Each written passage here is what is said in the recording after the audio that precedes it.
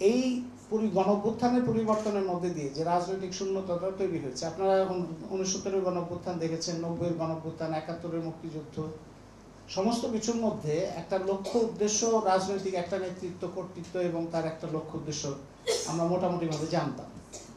এই গণঅভ্যুত্থানের সময় সেই জায়গাটার অনুপস্থিতির কারণে একটা অনিশ্চয়তা আছে এবং এখানে বিভিন্ন জন তার শক্তির প্রকাশ ঘটাতে চেষ্টা করছে। এখন তৌহিদি জনতা বলে যারা আসে তাদের মধ্যে কয়জন তৌহিদি, কয়জন গোয়েন্দা সংস্থা, কয়জন অন্য বিভিন্ন ধরনের নেটওয়ার্ক, যেটা ক্রিমিনাল নেটওয়ার্কের কথা সাদিয়া বললেন, সেই ক্রিমিনাল নেটওয়ার্কের অংশ, এগুলি তদন্ত করার দায়িত্ব তো সরকারেরই তো দায়িত্ব এগুলো দেখা।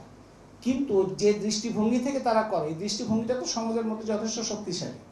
আপনারা ধরেন যে ছেলেটা মেয়েদের দেখলেই তার মধ্যে একটা ধর্ষক মনোভাব আসে, এই ছেলেটা যে তৈরি হচ্ছে যে প্রক্রিয়ায়, সেই প্রক্রিয়া কিন্তু সমাজের মধ্যে একেবারে শৈশব থেকে পরিবারের মধ্যে থেকে আছে। পরিবারের মধ্যে প্রথম যে যারা এইটা তৈরি করেন এই ধরনের ছেলেদের, সেই তৈরি করার পেছনে প্রথম দায়িত্ব হচ্ছে বাবা মারা ছেলেদেরকে ছোটবেলা থেকে যেভাবে মানুষ করে, বড় করে, তার মধ্যে থেকে ওই ছেলের মধ্যে কর্তৃত্ববাদী মানসিকতাটা তৈরি হয়।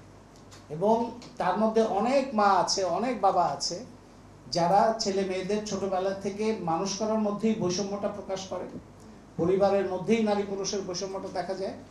ছেলেদেরকে পক্ষপাত দিয়ে যেভাবে বড় করা হয় এবং তার অপরাধকে লঘু করা হয়, তার বিরুদ্ধে অভিযোগ আসলে সেটাকে গুরুত্ব দেওয়া হয় না এবং ক্রমান্বয়ে ছেলেরা এগুলো একটু করেই। এই যে কালচার, এই যে সংস্কৃতিটা, এর মধ্যে থেকে ওই ছেলেটা বড় হয়। তার পাশে আসে ধর্মীয় শিক্ষা। ধর্মীয় শিক্ষার মধ্যে যারা ধর্মীয় শিক্ষা কিভাবে পায়, কোত্থেকে পায়, ধর্মে আসলে কি আছে, আজকে সে কি পাচ্ছে, এগুলি তো আলাদা আলোচনার বিষয়। কিন্তু সাধারণভাবে আমরা ওয়াজের মধ্যে কিংবা ধর্মীয় শিক্ষকের মধ্যে যেভাবে জিনিসগুলোকে দেখি, তাতে সেখানে নারীর প্রতি দৃষ্টিভঙ্গি, মেয়েদের চলাফেরা, অপরাধ, সমাজের মধ্যে বিভিন্ন ক্ষতি, সমস্ত কিছুর একটা উৎস হিসেবে নারীকে উপস্থিত করা হয়। আপনারা বহু এরকম ওয়াজের মধ্যে আপনারা দেখবেন যে তাদের প্রধান সমস্যা হচ্ছে, সমাজের প্রধান সমস্যা হচ্ছে মেয়েরাই। ওইখানে অর্থনৈতিক, রাজনৈতিক, নানা রকম যে লুটপাট, দুর্নীতি কিংবা শোষণ, আধিপত্য, এই সমস্ত কোনো কিছুই তাদের আলোচনার প্রধান বিষয় হিসেবে আসে না। যারা এই ওয়াজটা করে তারা কিভাবে তৈরি হয়, তারা কাদের প্রতিনিধিত্ব করে, তাদের সাথে রাজনৈতিক কি যোগাযোগ, তাদের নির্ভরশীলতা কি, অর্থনৈতিক নির্ভরশীল, এটা কিন্তু বড় ধরনের একটা কাজের বিষয়। সেই কাজগুলো খুব যথেষ্ট মাত্রায় হয় না, কিন্তু সেগুলোর প্রভাব কিন্তু সমাজের মধ্যে বিভিন্নভাবে পড়ে। এবং এগুলো এখন অনলাইনে এগুলো অ্যাভেলেবল হওয়ার কারণে, আপনি ধরেন ফেসবুক কিংবা ইউটিউব, এগুলির মধ্যেও তো এখন, আগে তো শুধুমাত্র সমাজের মধ্যে ছিল, এখন তো অনলাইনে হওয়ার ফলে তো এটা সারাক্ষণই এটা পুনরুৎপাদন হচ্ছে, চিন্তাগুলো পুনরুৎপাদন হচ্ছে। তার মানে একটা হচ্ছে পরিবার, আর একটা হচ্ছে সমাজের মধ্যে অনুশাসন এবং অন্যান্য যে সমস্ত প্রক্রিয়ার মধ্যে, তারপরে হচ্ছে রাষ্ট্রের যেগুলি শুভ্রা আলোচনা করলেন, সাদিয়া আলোচনা করলেন, যে আইনগত কিংবা সামাজিক, রাজনৈতিক, অর্থনৈতিক। এখন অর্থনৈতিক ক্ষেত্রে আপনি যদি ধরে নেন যে অর্থনৈতিক নীতিমালার মধ্যে দিয়ে প্রাইভেটাইজেশন হচ্ছে, কমার্শিয়ালাইজেশন হচ্ছে, নিউ লিবারাল রিফর্ম হচ্ছে, এইটার সাথে নারীর উপরে যে নির্যাতন কিংবা নারীর বৈষম্য, লিঙ্গীয় বৈষম্য কিংবা কর্তৃত্ব, অধস্তনতা, এটার কোনো সম্পর্ক যদি আমাদের চোখে না পড়ে, কিংবা আমরা যদি এই সম্পর্কগুলো যথাযথ গুরুত্বের সঙ্গে পরিষ্কার করতে না পারি নিজেদের কাছে রাজনৈতিকভাবে, তাহলে কিন্তু আপনার বড় একটা জায়গা আমরা ধরতেই পারবো না।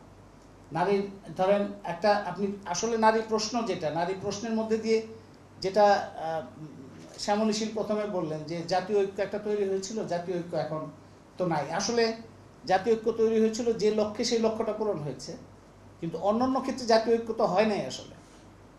এবং সেই জাতীয় ঐক্য নারী প্রশ্ন দিয়ে কিন্তু এক ধরনের জাতীয় ঐক্য হইতে পারে, কারণ নারীর মধ্যে শ্রমিক আছে, নারীর মধ্যে মধ্যবিত্ত আছে, নারীর মধ্যে অন্যান্য জাতি আছে, নারীর মধ্যে বিভিন্ন ধর্ম আছে, নারীর মধ্যে এই যে বহু জনের প্রতিনিধিত্ব নারীর মধ্যে। সুতরাং নারী প্রশ্নটা যদি যথাযথভাবে আসে, মতাদর্শিকভাবে, রাজনৈতিকভাবে, অর্থনৈতিক প্রশ্ন হিসাবে যদি আসে, ওইখানে একটা জাতীয় ঐক্য হইতে পারে। আরেকটা জাতীয় ঐক্য হইতে পারে শ্রমিকের মধ্যে, কারণ শ্রমিকের মধ্যেও অন্য জাতি আছে, অন্য ধর্ম আছে, অন্য ভাষাভাষী আছে, অন্য অঞ্চলের আছে, সেইখানে যদি শ্রমিকের যদি একটা লড়াই হয়, ঐক্যবদ্ধ লড়াই, সেখানেও একটা জাতীয় ঐক্য হতে পারে। এবং নারী শ্রমিক যদি এই লড়াইয়ের নেতৃত্ব দেয় তাহলে লড়াইটা হয় সবচেয়ে শক্তিশালী এবং সবচেয়ে সেই জায়গাটা আমাদের এখানে মিসিং। ওই জায়গাটা শক্তিশালীভাবে দাঁড়ায় নাই বলে যে বিষয়গুলো, যেটা শুভ্রা বললেন যে একটা নারীর উপরে নির্যাতনের পরে যে প্রতিক্রিয়াটা হয় সমাজের মধ্যে, কিংবা নারীর মধ্যেও যে প্রতিক্রিয়াটা হয়, সেই জায়গাগুলো হচ্ছে এই আন্ডারস্ট্যান্ডিং, এই বোঝাপড়ার একটা খুবই শক্তিশালী অংশ, যেটা ঠিকমতো কাজ করে না এখন পর্যন্ত। কিন্তু যে জায়গাটা আসার কথা, ভরসার কথা, সেটা হচ্ছে যেভাবেই হোক, যে প্রক্রিয়ার মধ্যে দিয়ে আসুক, সেটা কৃষকরা নানানভাবে অনুপস্থিত হয়ে যাচ্ছে বলে কৃষি শ্রমিক, কিংবা একজনের সংসার চলছে না বলে নারীকে কাজ করতে হচ্ছে, কিংবা নারীর মধ্যে আকাঙ্ক্ষা তৈরি হচ্ছে বলে ছাত্রী পড়াশোনার অংশীদারিত্ব বাড়ছে, সব কিছু মিলে অংশগ্রহণ যেভাবে বাড়ছে, শারীরিক এই যে ফিজিক্যাল উপস্থিতিটা একটা গুরুত্বপূর্ণ ব্যাপার। যে ফিজিক্যালি মেয়েদের উপস্থিতিটা বাড়ছে, এটা শিক্ষাক্ষেত্রে, কর্মক্ষেত্রে, সমস্ত ক্ষেত্রে যে বাড়ছে, এই বাড়াটাই কিন্তু নতুন লড়াইয়ের একটা তাগিদটা তৈরি করে। কারণ তাকে বাঁচতে হবে, যদিও এটা খুবই কঠিন এবং অনেকেই টিকে থাকতে পারে না। একটা মেয়ে, এই যে 9 বছর 8 বছরের মেয়েটার কথা শুনলাম, সেই মেয়েটা ওইখানে যদি না বেড়াতে আসতো তাহলে যে সে নিরাপদ থাকতো তা তো না। সে তো স্কুলে যখন যায়, একটা বাচ্চা মেয়ে, সে স্কুলে যাওয়ার পথে প্রতিদিন যে কত ধরনের অভিজ্ঞতা হয় এবং কতগুলো ঝুঁকি পার হয়ে যায়, সেটা তো আমরা এটুতে হিসাব করাও কঠিন। প্রত্যেকটা মেয়ের ক্ষেত্রে এটা হয়। এখন বালকদের ক্ষেত্রে ওটা হয়। বালকদের ক্ষেত্রে আমরা জানি মাদ্রাসা হোক, মাদ্রাসার বাইরে হোক, সেগুলো হচ্ছে এটা সামগ্রিক একটা সমাজের মধ্যে যদি নিপীড়ন, সেটা শ্রেণীগত, জাতিগত, ধর্মীয় বৈষম্য এবং নিপীড়নের মধ্যে যদি রাষ্ট্রটা, সেটি যদি তার পরিচয় হয়, সে কিন্তু কেউই নিরাপদ থাকতে পারে না। সেইখানে যারা সব লিঙ্গীয়ভাবে দুর্বল, সেটা নারী হোক, অন্যান্য লিঙ্গের হোক, তাদের অবস্থাটা আরও বেশি খারাপ থাকে। তো সুতরাং এই প্রক্রিয়ার মধ্যে দিয়ে এই শক্তির জায়গাটা হচ্ছে যে উপস্থিতিটা বাড়ছে একটা, আরেকটা হচ্ছে কণ্ঠস্বর জোরালো হচ্ছে, সেটা হচ্ছে আরেকটা শক্তির জায়গা।